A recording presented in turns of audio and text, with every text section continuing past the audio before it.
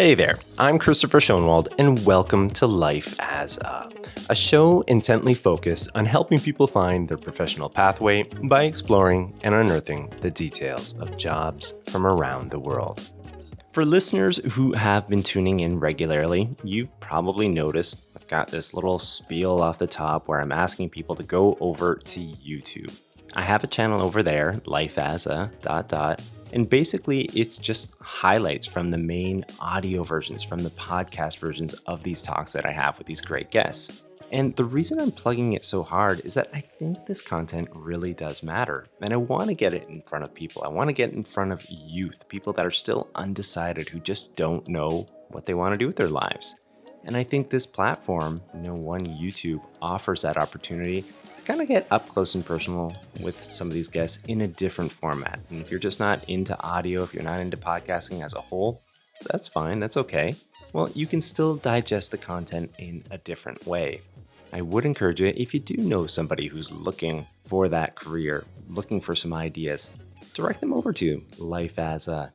over on YouTube. If they're into videos, they might just find what they're looking for over there. And while you are there, hey, I would always appreciate a like or subscribe. It's the best way to let that algorithm know that the content matters, that it should be put in front of others. Well, I do thank you for letting me ask this of you, but I think it's about time we get into today's episode. What do you do, professionally speaking, with a background in biochemistry, genetics, toxicology, and a slant towards achievement and helping others fully optimize their personal and professional lives?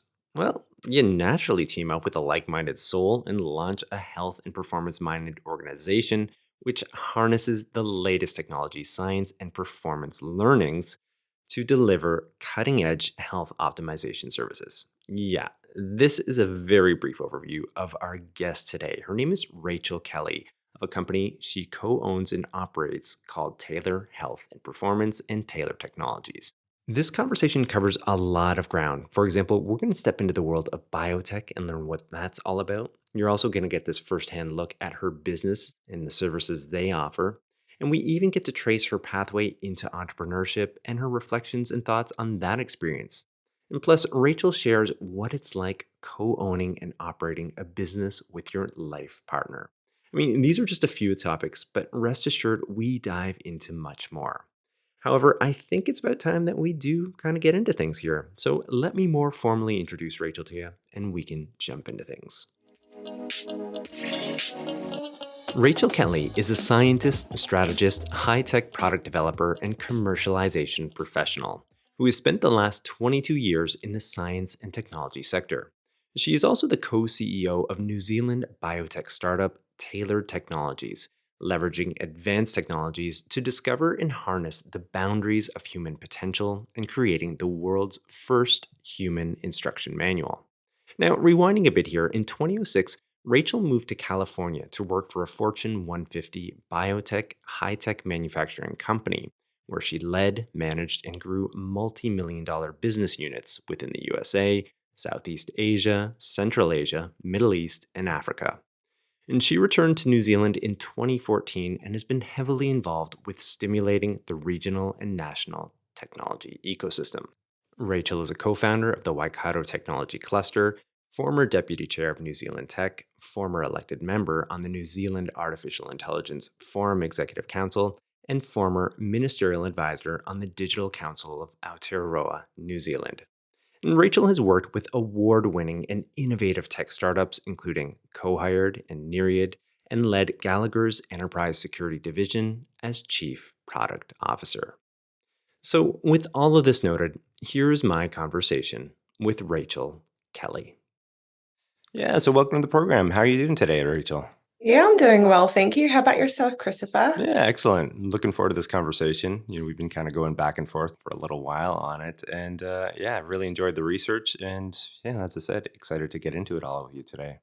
Well, I do have this segment here, Coloring Wikipedia. As my listeners know, it's a segment where I read off a definition of something related to what the guest does. And I have you down here for biotechnology. So let me just read that off. Let me forewarn you as well that it is a bit wordy, and I'm hoping you can maybe add a little bit more clarity and insight to it. But anyway, biotechnology, here goes. Biotechnology is a multidisciplinary field that involves the integration of natural sciences and engineering sciences in order to achieve the application of organisms, cells, parts thereof, and molecular analogs for products and services. Now, really quickly, if I'm not within this biotechnology space, which certainly I'm not, and a lot of my listeners probably aren't, they might be wondering what the heck they just heard there. So maybe you could kind of break that down and also maybe add some of your own experiences and insights based on, your career and what you've been part of. Yeah, absolutely. So I think the simplest way to do this is to break down the two words. So bio is shortened for biology, and then technology is obviously technology. But the simplest way to derivate the word technology is around tool. Like it's a set of tools that have been either man-made, human-made, woman-made, whatever, or the natural world has made to infer some type of benefit or action. So when you kind of put the two together, what it really means is how are you harnessing the natural order of biology and some of our man-made sort of tools or ideas and kind of merging them together in a way that solves a problem or enhances either side, either biology or the technology side, to create a bigger impact or outcome that serves people or an environment. I like that. I think you should be rewriting that Wikipedia entry. I've seen so many, like, it seems to be this just buzzword bingo, like many things out there, like the word AI or the phrase AI or blockchain or whatever it might be. It's another sort of buzzword that's really come up. And all it is just harnessing the natural sciences, the biology that we have already in a way, not even us, just it could be natural world organisms like yeast or fungi or whatever it might be, and harnessing what they naturally do to create some type of tool or vice versa. Yeah, like I said, I love that. And just it adds perspective and it breaks it down in such a way that you can kind of wrap your mind around it. So yeah, thanks for that. In terms of, I guess, your experiences within that space, we're probably going to get into that, shortly. But maybe you could add a few more insights in terms of what you've been involved in, or maybe give a bit of a preview to listeners in your involvement within biotechnology. Yeah. So, I mean, my foray into biotech, it really just runs down to like, I own a body. We all own a body. Like, it is actually one of the most remarkable tools we will ever own. And actually, the only thing we will truly own in this world is the thing that we walk around in. And I think from a very early stage, like I must have been about 8 or 9, I noticed my sister and her like mood swings. I was like, who is this person that is now sharing a room with me? And I literally had my little notebook and I started to kind of like document day by day what her moods were doing. Very early age, I was really interested in a sort of this mix of observing the natural world and reflecting upon what it actually meant on a day-to-day living basis.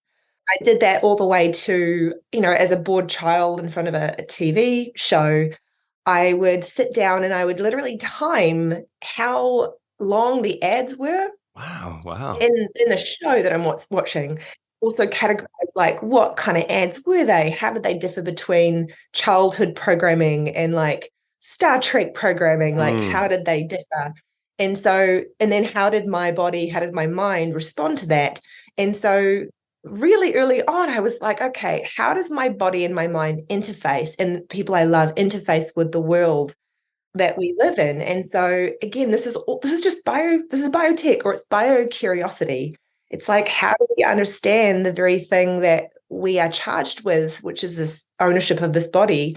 How does that truly interface without the world around us? And so my foray into biotech, if you want to kind of put a name on it, started out really early, but it starts also with that bio curiosity. And then how does that read into our lives? Yeah, I think that's the word right there. Curiosity. That was just kind of like blinking in my mind when I was just listening to you speak there. I mean, wow. Yeah, I can certainly see how, the connection and passion behind all that would have led you down this path potentially. And again, we're going to get into this shortly. But before we do, returning to the present and your involvement within tailored technologies, tailored health and performance, maybe you could shed a bit of insight in terms of the work that you guys do right now before we go too much further. Mhm. Yeah.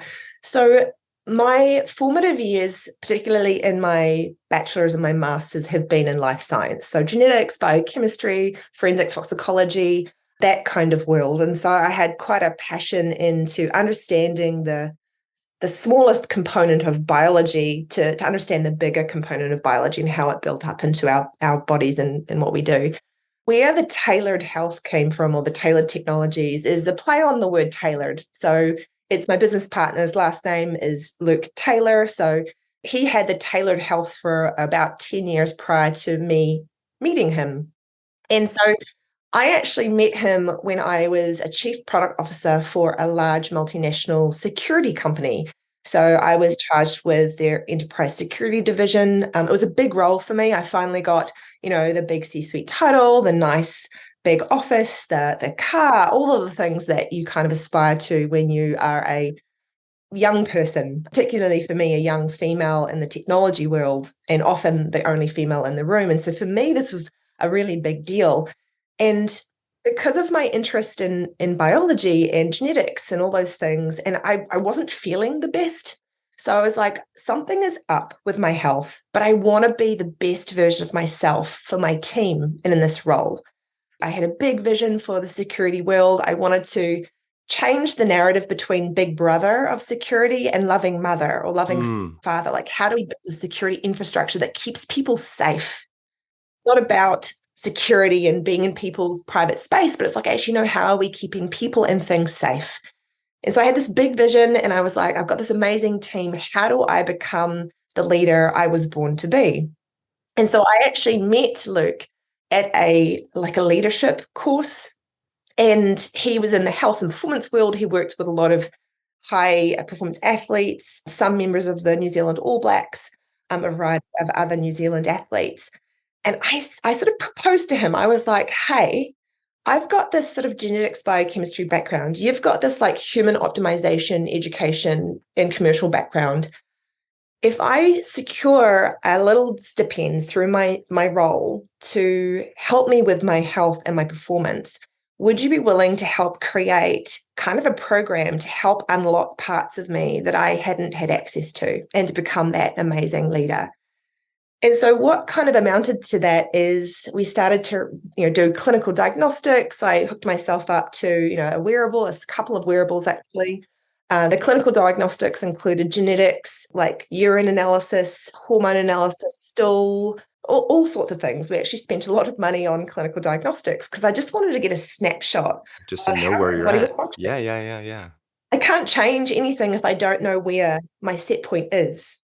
And then also looking at other kind of augmentative like technologies that could help enhance my practices in ways that were more suitable for time poor people like myself. And so over the course of around 3 months, I kind of overhauled everything after I did the tests and after I got the results. And we were like, okay, step by step, we started to take away certain things or add certain practices. And after around 6 months, I just experienced significant changes to my body. My stomach and general, my digestive system was working better.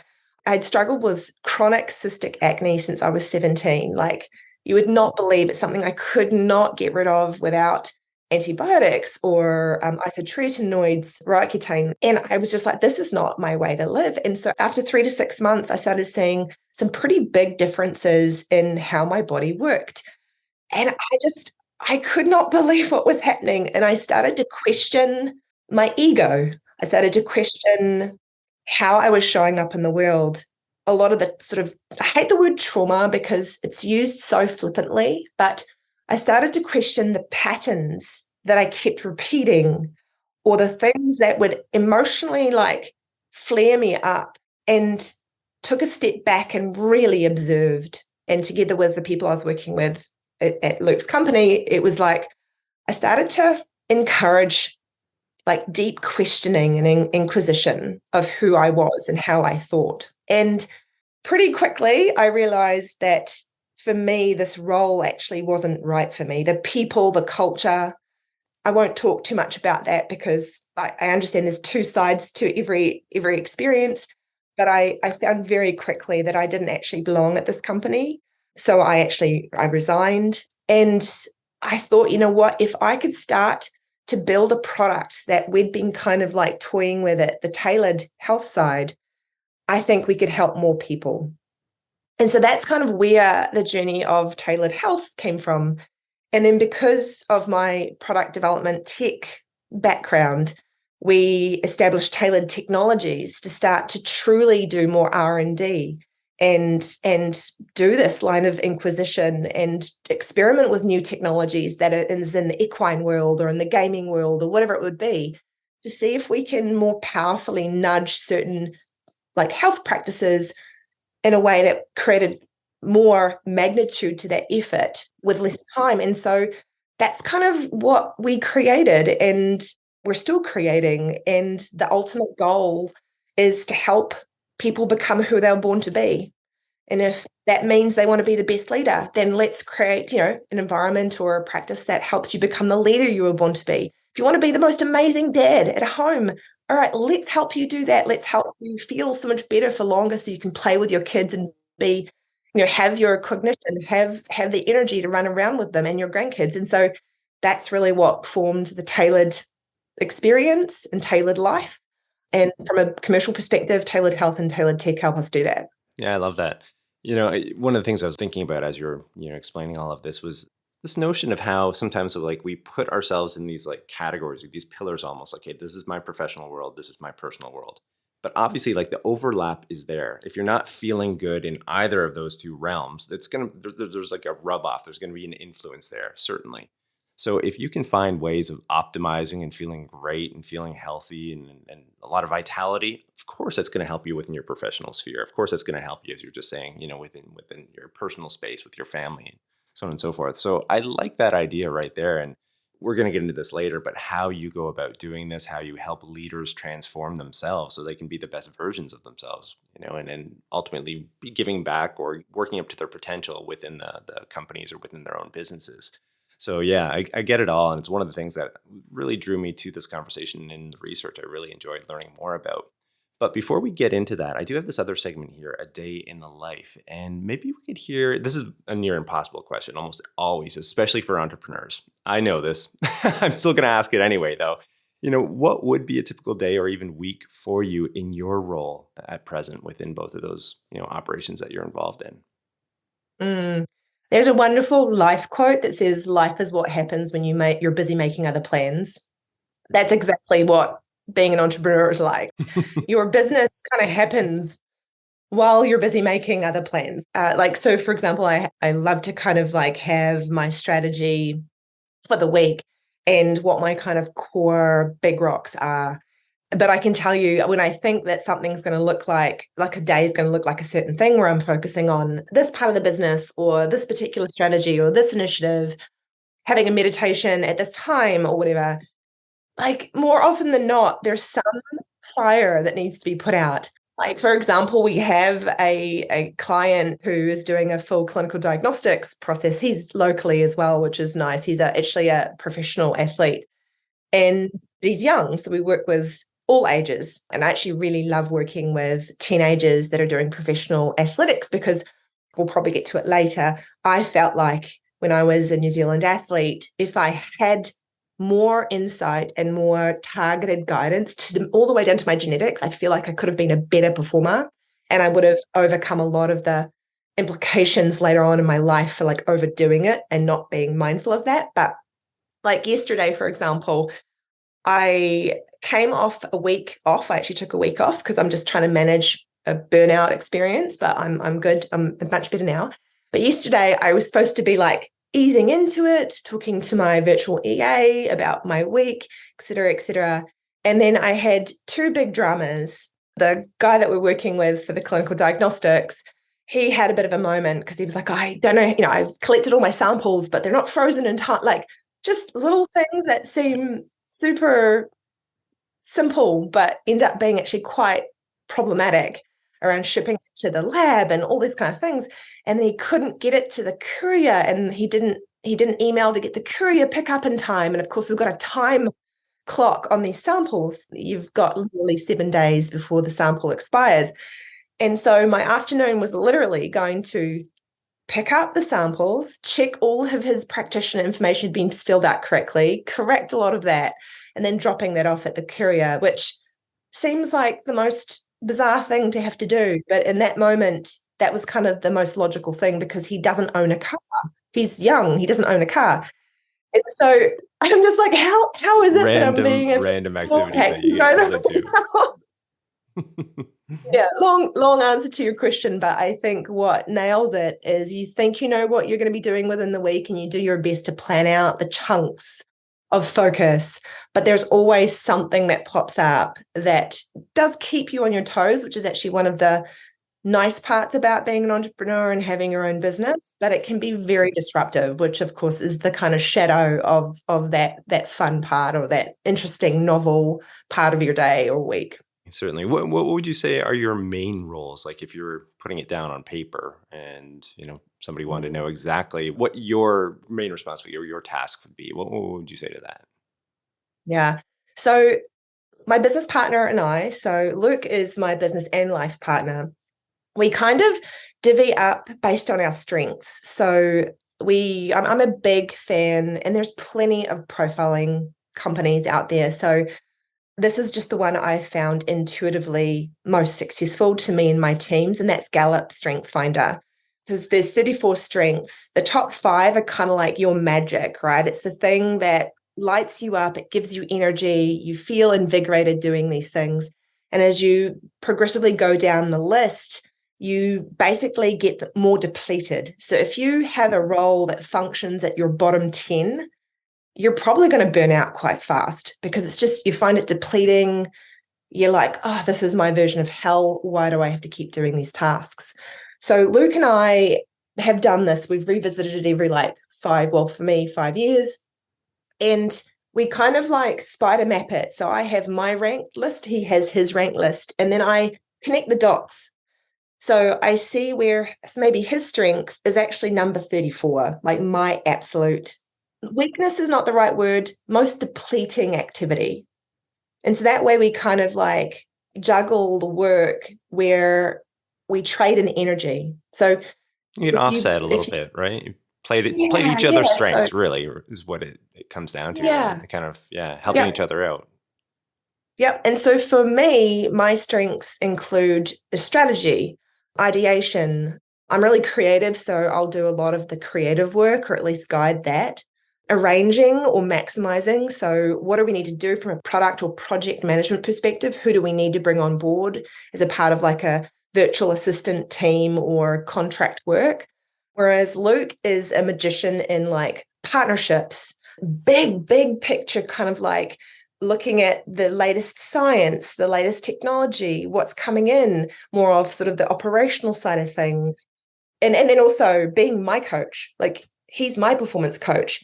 So it's like we have this really beautiful complementary set of skills that actually we do on a day-to-day basis. Yeah, really dynamic relationship there. And that's a question I'm going to have, in a few minutes here. We'd like to get into that a little bit further. But before we do, shifting over into one more segment here, before we get into a Q&A, this pathways segment, you already kind of shared some of your background, and certainly that notion of curiosity comes across loud and clear. But also, too, you'd mentioned about your time as an athlete in your youth, I think maybe in your teens, this world-class gymnast or, evolving into one. And when I was researching you in this YouTube video where you're speaking about this experience, I could see the connection between that experience, what you went through as this gymnast and pushing yourself to the limits, essentially, and what you've become right now and the type of work that you do. But maybe you could kind of fill in the gaps for listeners really quickly. I think the best kind of life is one where you make sure no one goes through your own suffering, because you actually know the frustration points at that age and stage, and it's a lonely place. There's actually a really beautiful saying that the formative story of both villains and heroes are the same. It's pain. They both have pain. The difference between heroes and villains, and I'm not suggesting I'm a hero, but this is just how the kind of story unfolds, is that the difference between a hero and villain is a hero says, the world was hard on me, but I want to make sure no one else has to go through that. Whereas a villain will say, the world was hard on me, I'm going to be hard on the world. And so the difference is the villain will be used by pain, whereas the hero will use pain to change things for others. And so I suppose we all have our little origin stories and the things that light us up because we're like, that's something I wish I would have seen changed. So to get back to your question, I started gymnastics when I was 7, which is quite old. Like I'm not an Olympic gymnastic, but I did represent my country for 2 years. That's something. That's something. Yeah, which I worked really hard, and I'm really proud of myself for that chapter. And there's lots of good lessons learned. But I think the interesting part was, I lived in a little place called Hamilton. It's not that little, but in context to the world, it's relatively little. And I was this gymnast. I was a firecracker, right? I was doing all the hard moves. I had a lot of energy. I was just abundantly vibrant around using my body. And my mom got me into gymnastics. I was playing tennis as well, a whole bunch of things. But for gymnastics, I was in this little church. Like literally we had gutted out the church. We leased the church, had this little like tumbling strip on one side, had, like 3 or 4 beams. We had asymmetric bars, and that's pretty much it. I was training in this little tiny place with this kind of local coach who was amazing. He was like my second dad growing up, competing with these gymnasts that had custom facilities, like the best equipment, the best coaches, most access to stuff they need to be the best version of themselves as an athlete. And I was often like 6th, always like 6th at the, not quite at the top, never at the top, never at the bottom, somewhere in the middle. But no matter how hard I tried, it was just like, honestly, I would just work so hard. And it wasn't until I got into the New Zealand team the first time and I started to have the coach from our major metropolitan Auckland, who basically coached the big teams, that she started to open my eyes to different ways of doing things and training at these bigger facilities, that I started to notice my performance increase dramatically. And by the time I got to kind of my final year and competed in Hong Kong, I was probably like the best version of myself when it came to that. I won silver medal on bar. At that point, I was getting probably a bit too tall to fit into the floor routines. Just I couldn't tumble well enough being as tall as I was. And so I had to retire. But I think the key part and what I learned from that and knowing what I know now is I was training in this little tiny church. What would happen? What would have happened? And I did actually really well, considering better as I went and I got to 3rd and 2nd sort of towards the end of my career. But like, what would have happened if I actually got to train properly, if I actually had better nutrition, if I actually had a more attuned coach to a young developing body doing really hard things? Because by the time I finished my ferritin, so I was so anemic that like my ferritin was a 4 when you're supposed to be a 20. Like there were so many things that I was doing that weren't helping me. And then my mom, do not get me started. My mom's amazing. She was there in every single competition, full day weekends, taking me to training. So this isn't a dig at my mom, but she had 3 other kids. And so oftentimes I would have McDonald's after training. Right. 3 times a week sometimes. Now that was the best feeling. As a kid, right? Yeah, exactly. You're in heaven maybe at that point. Yeah. Yeah, like it was a dream, but from a growing, developing body that had so much tax on the system. And my brothers would just eat any leftovers, right? So they didn't care. Like, I just think, what could that have looked like if I had a very different environment? And I almost feel like by default, we're all training in a church. That's exactly it. That's exactly it. Like imagine what we could be if we were fully equipped with the knowledge, with the information, the wherewithal. What could we actually become? And it's a beautiful metaphor, really. Like for for this and thinking about all of this, and obviously like how it translates and connects up to what you're doing right now and the types of services that you offer presently. Yeah. And I think that's the thing that drives me. And what disappoints me the most is when you just see untapped potential. And I think the reason why we're working mostly with leaders, but we could be working with everyone, is because Luke and I look around and we don't like where the world's heading or where it is.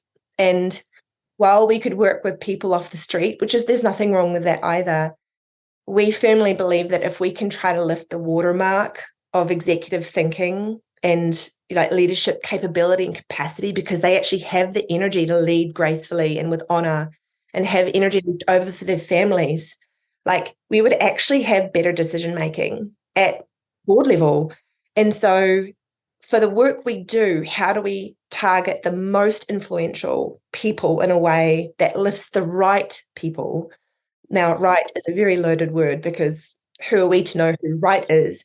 But if we find the right people with the right mission, with the right passion, with the right moral compass, and we can lift them through our technology and our programs, then we are doing our part to try to make the world a better place. I like that. I like that. Yeah, it makes sense. If you're a leader and you're under stress, intense stress, of course your decision making is going to be affected by all of that. And when your company is on the scale where it's affecting hundreds of thousands or maybe even millions of people with a product or service, yeah, you can see the connection there. And I really like that. I really like that insight.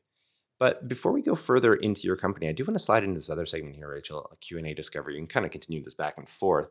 And I want to return to this talking point of, your life partner, Luke, who, spoiler alert, is going to be on Life as a. And I want to share with listeners here, part of our correspondence and leading up to this, we'd been introduced through a mutual friend, and I've, reached out to you and inquired about your availability and interest in coming on. You kind of had this counter proposal, which was to have Luke on the program as well.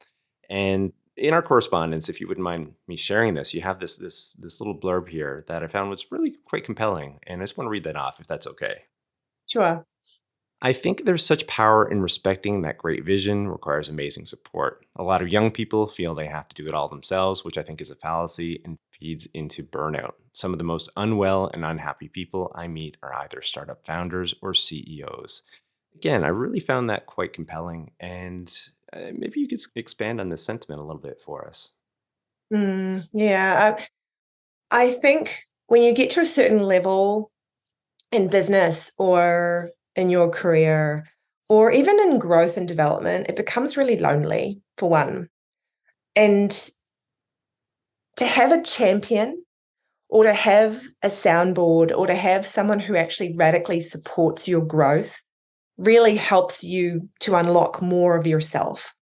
And I keep talking about using the word unlock, because at the end of the day, like, if life isn't about like unlocking parts of yourself you didn't know existed, that seems like a pretty boring life. Like, if that's not the purpose, yeah, agreed. to kind of keep growing and like exploring this magical mind body world and life you have. And so I think, again, when you get to that point, you've got to take a lot of responsibility. And often the buck stops at you. You're often pushing the boundaries of not only the norm, but also who you are, often overworking, often have a vision that not many people can follow sometimes. So having a sidekick or partner, whether it be a best friend, or it's like a parent, or in my case, it's my partner, who actually understands or is willing to understand, hold space for your situation, literally ask you, like, did you want to just talk about it? Or did you actually want me to help you? Like, to give you what you need and to have the communication to kind of engage in a meaningful way helps you feel less lonely, for one. For two, I think, and the reason why I raised that point, Christopher, is not only because there's actually a phrase that says, the guy who ran my company, or the Fortune 150 company in California that I worked with for a long, long time, he said the air up here is really thin. When you actually get to that level where it's quite hard to breathe. And so to be able to continually support your partner or support your mentor, vice versa, is actually how you both kind of breathe easier. And so that's important. And I feel often with influencers and, the highlight reel that we often see, you don't often see the supporting role or the supporting actor. And I think that's possibly the most divisive, unhealthy, just threatening to your own sanity assumption than it is anything, because again, you need that support. We're not built to be a lighthouse by ourselves. I really like that. Really, really, really, I think it's helpful. It's a different look at entrepreneurship. I think there's this sort of vision that people have where it's just like this solo entrepreneur who's constantly like busting through and doing all these amazing things. But like you said, there's oftentimes like a support network for the ones that are successful. There's more times than not a support network in behind that, all of that. And there has to be like all these contextual factors that influence, how well a person is able to achieve, whether or not they're feeling emotionally capable or, physically, intellectually, all these things. Like all of that comes into play. One other quick question though, I imagine like there must be moments as well where it could be a bit of a challenge because you know each other so intimately, where maybe you push each other's buttons inadvertently, or maybe there's days where you are kind of like, jabbing each other here and there. Could you speak to that point as well without prying too deeply, of course? Yeah, no, we focus a lot on communication, and we have this term called dust, like make sure the dust doesn't build up. So when we have kind of like a little slight or a little comment that didn't kind of fly very well, we call that dust. And so we try to do daily dusting. And if there's something that is mentioned in the moment where it was a bit like a snide comment, or we're both really tired or whatever it might be, then we might raise it later when we're both kind of in a more calm place. Hey, I noticed, or when you said this, it really made me feel bad. Like I know that's not what you intended, but I just wanted to be able to voice it and clear the dust. We also have a scale ranking. I think it was Brené Brown that recommended this with her partner, but we have a gas tank analogy where 100 is full, 0 is empty. And so to help, again, a lot of the time is to try to avoid conflict, like as in they'll build up mechanisms or tools to help avoid it. Or if you do have it, what techniques and tools and language do you have to resolve it quickly? So the tank analogy is really helpful because if I see he's struggling, I say, what's your number? And he might say, I'm a 20. And in partnership, whether it be business or in life, you've got to try to add up to 100 to run a life and to kind of support each other. And so if I'm like, oh, I'm at a 30, that only totals 50. So then we have to ask each other, all right, what can I do that doesn't tax me more to support you? Or what do we need to do as a partnership to bring in more delegation to help backfill the last 50? And then if we see each other at a low tank too often, and we have this phrase that we try to hold ourselves to, is if we're not laughing or having fun regularly, we need to recalibrate. So if we find ourselves like low tank too often, then we like, okay, what needs to change? What are we doing that continues to erode us individually and us as a partnership, whether it be business or romantic relationship? And that prompts the hard questions. And so I know that didn't specifically answer your question around, what conflict do you guys have? But I think that's how we kind of navigate it without even realizing it, because we've done that right from the very beginning, even as friends, because we were really good friends for a wee while. And so we started that really early. And I think that's probably what felt so effortless, that we just meshed. And that doesn't mean we don't have conflict. It just means we have better mechanisms to address it straight away, or ensure that we implement things to actually diffuse the issue on the relationship or partnership generally. Yeah, I like that. I like that insight and communication. It's right there, loud and clear. Once again, in terms of like optimizing that relationship, getting the most out of it, making sure that you're treating each other with respect, you're fully engaged within the business, but then also the personal side as well. And it all comes down to communication. And it kind of leads into the work that you're doing, I can see the rub off there, optimizing. Again, this is a word that keeps coming to mind. As far as tailored technologies, tailored health, and the promotional materials, here's another question I'm leading into, by the way. Promotional materials that, I was going through when I was prepping for this, there was something really quite compelling that was written. And I just want to read that off for listeners, and maybe you could comment on this in terms of your mission and what you're after and what you're trying to do. And it reads as follows. We're on the cusp of a Leadership 3.0 journey where the fusion of advanced biotechnology, personalized health insights, and transformative leadership principles will usher in an era of leaders who are as biologically optimized as they're emotionally and intellectually equipped.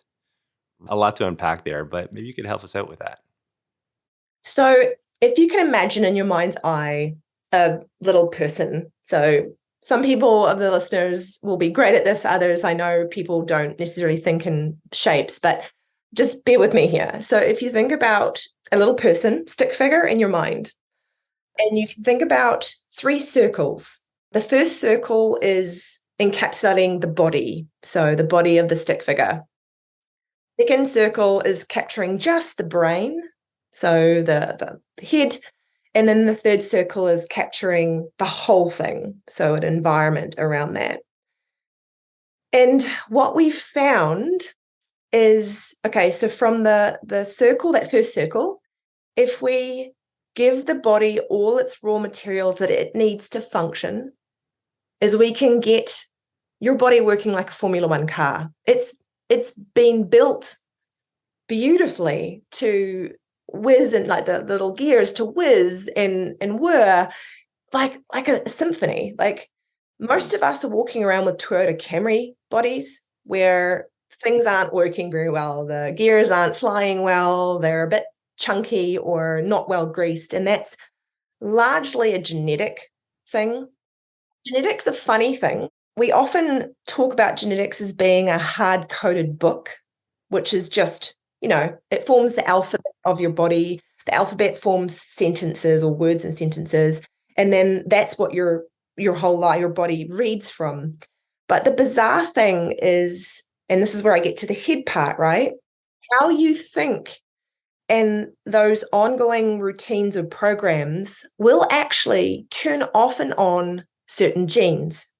Your mind will actually change the letters and words available for your life to write your book. And so when we think about actually the beauty, the beautiful dance between the mind and how the body unfolds, they're actually so intertwined. And we see that with the fact that there are thinking cells in not only your head, but around your heart and in your gut. That's why we have always talked about like gut instinct, or what does your heart feel? What is in your heart? We actually have thinking cells in these parts of our body. And so the more we can try to plug our brain and our thinking back into our body, when you've got the right raw materials in what you eat, it actually works beautifully. Like there's this gorgeous coherence that happens that allows people to think more clearly with more context to their lens, because everybody sees their life and things through their own lens. They don't see reality. It's their truth. And so it helps people think more clearly around other people's truths and their lens. So it changes how they engage into the world, and also helps them basically have the energy they need to deliver their life's work. There it is. Yeah. So, and then you look at the third circle, right? The big circle. So this is also how the genes interrelate with our environment. So the foods you eat, the environmental toxins you're exposed to, the type of relationships you have, your overall behaviors, whether you sleep well or exercise, all actually feed back into the genes to turn genes on or off as well. And so I think we often kind of walk around thinking our head is the main thing that's important and our body's kind of a taxi driver for our brain. Reality is what creates leadership 3.0 or human 3.0 is a respect that these 3 circles exist simultaneously. And you have to acknowledge and respect and build each of those areas to create a whole human that is the kind of ancestor our future needs. Yeah, I love it. I mean, like that's healthcare 3.0 right there. What it should be, what we should be evolving to. And maybe you'd have better, I'm sure you have better insight on this than most. But do you feel as though that's where we are headed? Things are going in that direction now? Obviously, like what you guys are doing is part of that movement, part of that push, because it just makes sense. Like the way you explained it there makes complete sense. This is what we should have had in place like years ago. Obviously, the technology wasn't there, but we still could have had like this vision of where we wanted it to go, and counting all of these different, again, contextual factors, and accounting for them and how they affect us biologically speaking, how they affect us emotionally speaking, intellectually speaking. It just makes too much sense. It's almost flabbergasting in the sense that we haven't been doing this. We've had a certain level of technology that we could have been addressing some of this, years earlier, but A lot of this is in ancient wisdom and indigenous cultures. Like the sad part, it's almost like we're returning to our wisdom. I feel like what happened is when we had our villages, we had our shamans, we had our indigenous environments, they seemed to intuitively know and understand what was required to find this spiritual body-mind connection. And at the time, we probably had food sources, soil construct that had true nutrition in it, right? Our livestock would have been eaten from the grass that had soil that had, highly nourished, a lot of nutrients in it. And so from a evolutionary perspective, what's ironic is we've kind of gone from this kind of village wisdom environment, and it's almost like we've said, you know what, we want to expand out and become more individual. And in our quest for individualism and quest for science, it was kind of like, because there wasn't any science to explain why some of this ancestral indigenous things worked, we kind of like said, no, that's not what we want to do.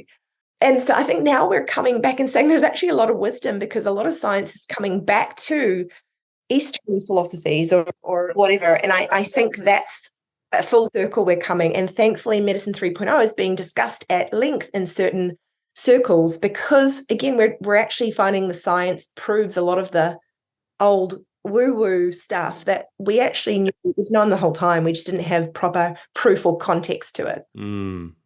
Yeah, thank you for that insight there. Really, really fascinating stuff. And it's encouraging to hear that, quite frankly, because I think, again, it just makes too much sense to be not heading into these directions and, taking into account all these different factors and how they play a role in how we ultimately present ourselves to the world and how we feel on a daily basis.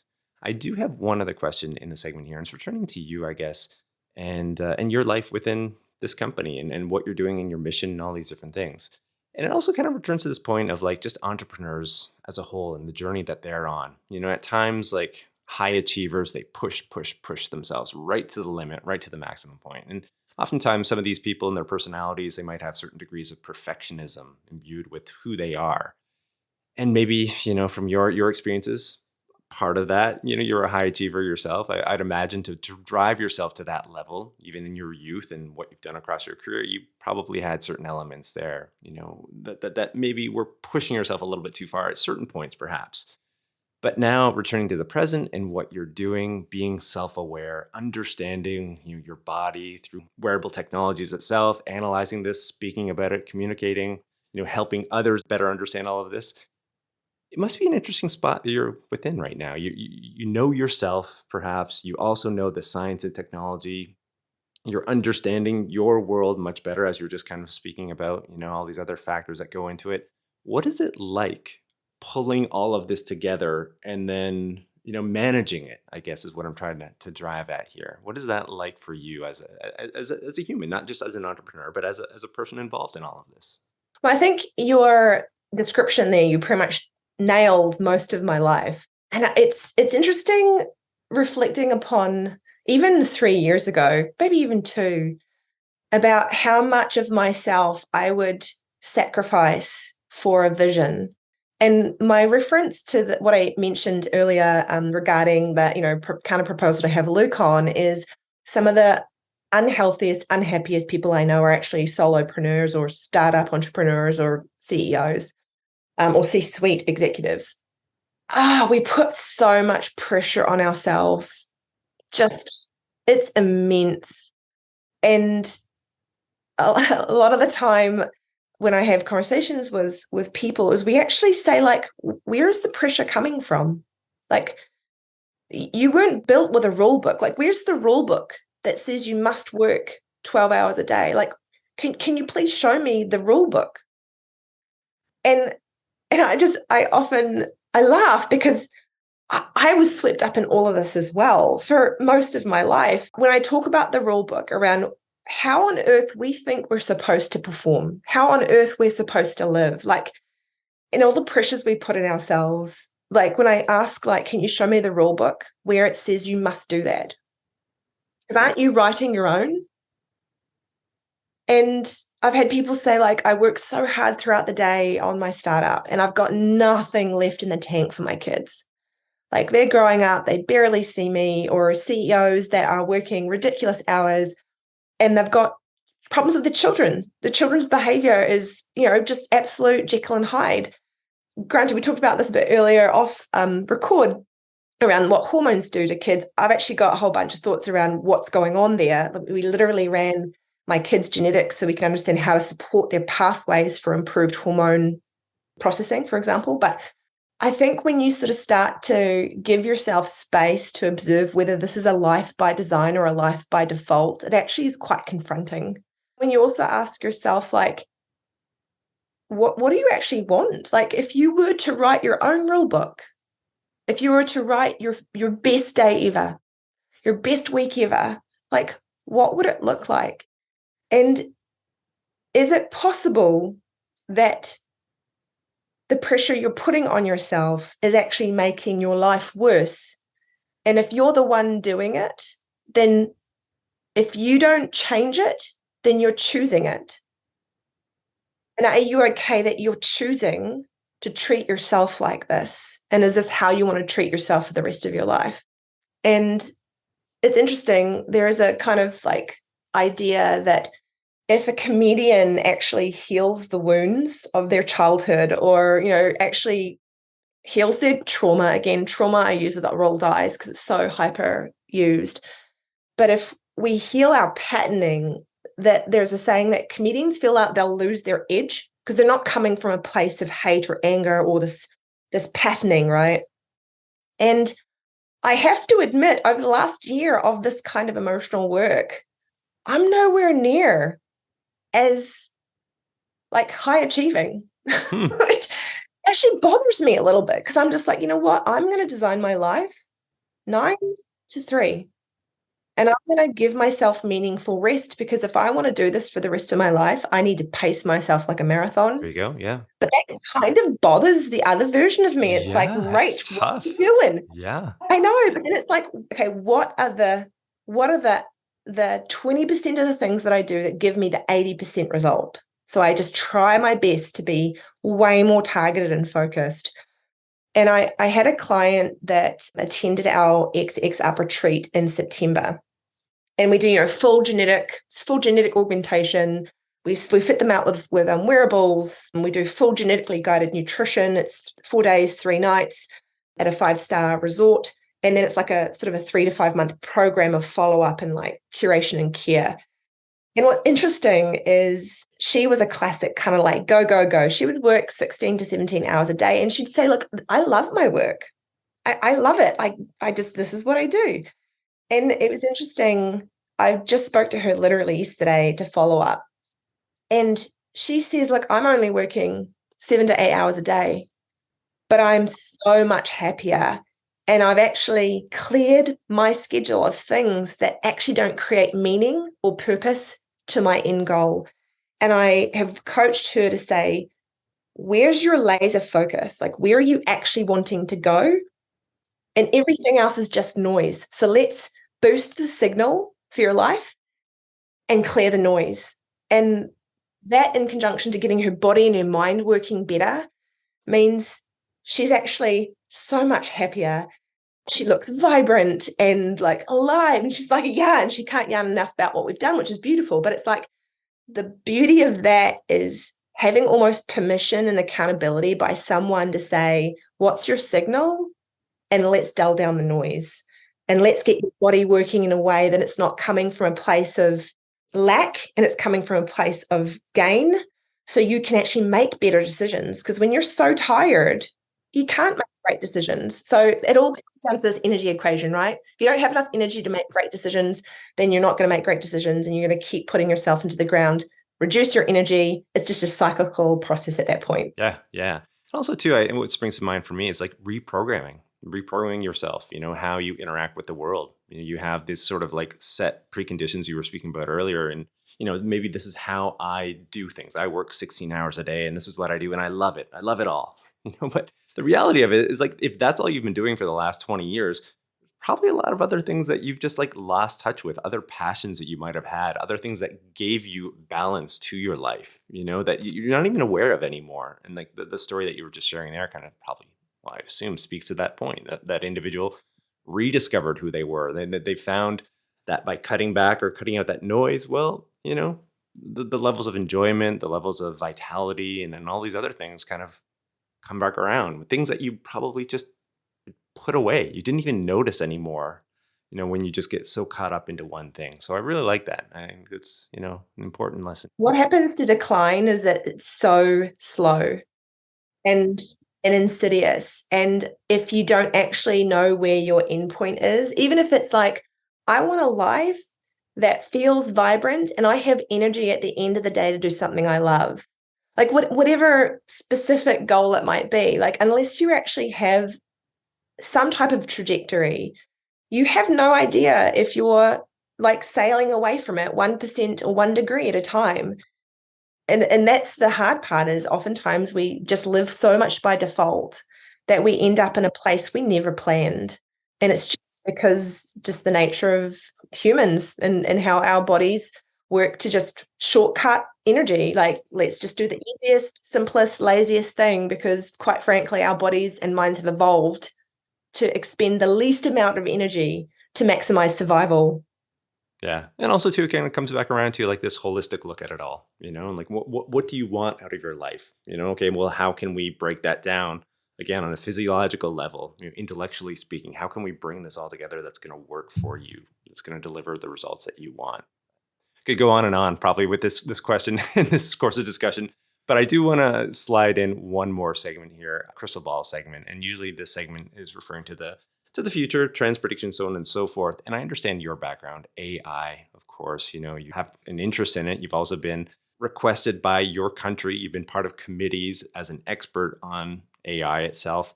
And returning to your company in AI and biotech, I'd imagine AI is going to play a role here, but maybe really quickly you could squeeze in some insights on where that's going right now and what your thoughts are on all of this.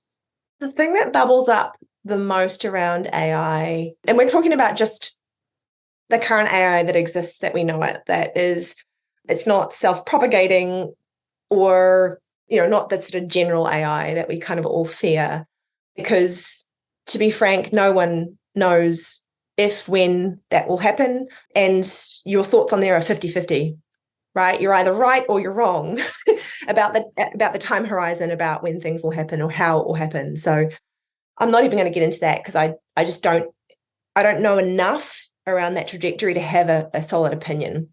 But what I can talk to is how we're using it. And I think the care that must be had is data privacy. So, for example, the easy thing for us to do would be to use a standard OpenAI ChatGPT to do a lot of our work, or to do some of our inference work. But we simply don't use that public platform because that is not secure. So we don't upload any PDF of our client data. We like all of our own health data. We do not use the standard stuff because there's not enough encryption and data security associated with it. The concern I have is that people are so excited with the GPT, like, and all of the tools that have kind of spun off on it, because it's like, finally, we get intellectual support on things that otherwise have felt too hard to try to interpret or to produce. And so people uploading their genetic data or their health records or whatever it is in this main sort of space. But it's like, I have an allergic response to that, because it's like, it's your data and you don't know where it's going, where it's being stored, how it's being used. And I understand the value of open source type of data mining, but not when you don't actually realize you are giving permission for it. And if something is free, it means because you're the product. Like they're using the data to build the models. And so I think we're going to get more into around some of these litigation points where certain models are using data nobody gave them the permission to use. Whose data is it? If you put it into the internet, does that mean you're abdicating any kind of ownership? Well, I don't know if anybody really signed up for that. And most of the terms and conditions are so complicated that we just all go like accept. We don't even read it. So for us, we're being really careful around putting it into a very secure Azure platform that's been built for health data and making sure it's behind the net. Now, I know some people might say, well, Microsoft, is that the best option? Either. Who knows? I just feel like a lot of these hyperscaler storage companies are all a little bit suspicious if you really break it down. But the thing that really bugs me and I really want to see happen is more common sense terms of use. So I would love to see by law countries put in regulation that all terms of use, while you can have all the screeds of legalese at the bottom, you must use common language that a 7-year-old would understand at the very top about what you're actually agreeing to. The fact that we don't actually know what we are agreeing to in most technology these days is horrifying. And even like free Chrome games, like you actually read their terms of service, it's like they own your data and you just have to be okay with that. And so that's the thing that bothers me the most about AI. There are so many other beautiful outcomes to utilizing tools like this. But again, it's a tool, like a hammer is a tool. A hammer could be used to kill someone or it could be used to build a house. How you regulate or enforce or guide certain activities with that tool will be key. Yeah, that's quite frankly, where the conversations invariably go whenever I bring up AI and whatever industry we're focusing on with the guests is that look at it as a tool. And that's kind of the exciting and scary thing right now is how are we going to be using it? What type of rules, what type of models we're going to be building in and around it to either leverage it or potentially have it go haywire on us. But yeah. Our 50-year vision is probably a bit too late, but our 50-year vision is to create a platform and an environment that allows inorganic and organic intelligence to symbiotically work together for a better future. Organic intelligence is obviously human, made up of carbon, hydrogen, nitrogen, oxygen. Inorganic is artificial intelligence. So how do we, as the co-writer of an artificial intelligence, actually be better human beings that can think more clearly, think more about other people's, be able to observe their own lens, like everything that I've been speaking about? How do we make them better humans and become the humankind we actually should be to create an inorganic intelligence? And so again, I wish we could start this 15 years prior, because I think that needed to happen as we started to build the AI that we are. But again, we hope that the work that we're doing will actually help create a better future and that symbiosis where actually the AI is better because we as humans become better too. That might be a nice point to wrap things up here, Rachel. But I must say, it's been an absolutely engaging conversation. I've enjoyed this from start to finish, and I know listeners will as well. So thanks so much for all your time and insights. It's been a true pleasure. Thank you so much, Christopher. It's wonderful talking with you too. Now, for those interested in learning more about Rachel and her work, you can do so via LinkedIn, also X, or formerly Twitter. You can also find her at her website, Tailored Tech. And for reference, all this information, including links, will be in the show notes. And also, hey, if you liked today's show, please be sure to share. Tell a friend. You can also show further support by rating, reviewing, and subscribing wherever you access your podcasts. Lastly, head on over to YouTube. I will have some highlights from the audio version. You can check that out. And if you do, hey, I'd really appreciate a like or subscribe. And finally, don't forget to join us on the next episode of Life as A, where we'll continue to explore and unearth the details of professions and the people behind them. I'm your host, Christopher Schoenwald. Until next time, stay curious about life and living.